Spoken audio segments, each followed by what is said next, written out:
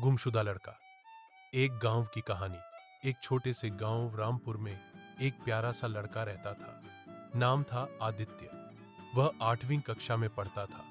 पढ़ाई में अच्छा, लेकिन बहुत जिज्ञासु स्वभाव का था। उसे नई जगहों पर घूमना और प्रकृति को देखना बहुत पसंद था। उसका स्कूल गांव के किनारे पर था, जहां से थोड़ी दूरी पर एक घना जंगल शुरू होता था। एक दिन स्कूल में विज्ञान की किताब में उसने वनस्पति और जीव जंतु पर अध्याय पढ़ा।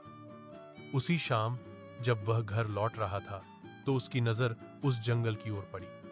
उसने सोचा, काश मैं अंदर जाकर देख पाता कि ये पेड़, पौधे और जानवर कैसे रहते हैं। अगले दिन रविवार था, स्कूल की छुट्टी थी। उसने निश्चय किया कि सुबह सुबह जंगल देखने जाएगा। सुबह 5 बजे वह बिना बताए घर से निकल पड़ा।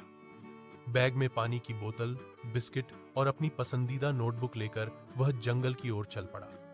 शुरू में सब बहुत सुंदर लग रहा था, पेड़ों की खुशबू, पक्षियों की आवाजें, ठंडी हवा। लेकिन धीरे धीरे वह अंदर तक चला गया। उसे एहसास भी नहीं हुआ कि वह रास्ता भूल चुका है।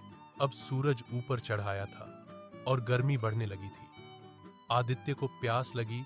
उसने पानी पिया और बैठ गया। पर जब उसने चारों ओर देखा तो उसे कोई रास्ता नहीं दिखा। सब ओर एक जैसे पेड़, झाड़ियां और आवाजें। उसे डर लगने लगा। उसने वापस जाने की कोशिश की, लेकिन हर दिशा एक जैसी लग रही थी। इधर गांव में जब उसकी मां रीना देवी ने देखा कि आदित्य अब तक वापस नहीं आया तो उनका दिल घबराने लगा। उन्होंने सोचा, शायद स्कूल गया होगा। लेकिन जल्दी ही स्कूल से खबर आई कि आज छुट्टी है। तब तो घर में हड़कंप मच गया। उसके पिता रामेश्वर खेत से दौड़ते हुए आए। गांव के मुखिया को खबर दी गई। गांव वाले टॉर्च, लाठी और रस्सी लेकर खोज में निकल पड़े। हर कोई यही कह रहा था, आदित्य तो बहुत होशियार है, जरूर पास ही कहीं होगा।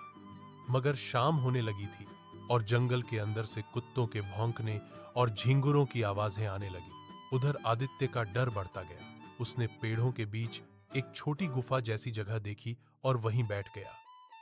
भूख और डर से उसकी आंखों में आंसू आ गए। उसने मां की बातें याद की, बेटा, कहीं बाहर जाना हो तो बताकर जाना। अब उसे अपनी गलती का एहसास हो रहा था।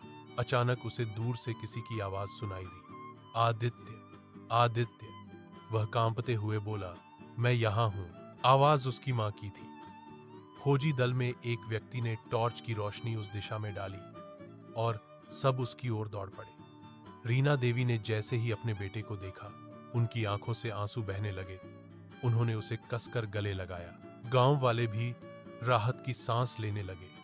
किसी ने पानी दिया, किसी ने उसे कंबल में लपेटा।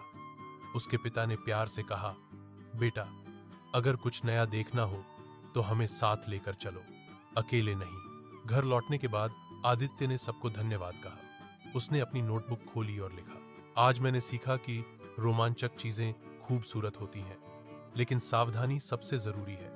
परिवार का प्यार और गांव का साथ ही असली ताकत है। उस दिन से आदित्य और उसके परिवार के बीच रिश्ता और गहरा हो गया।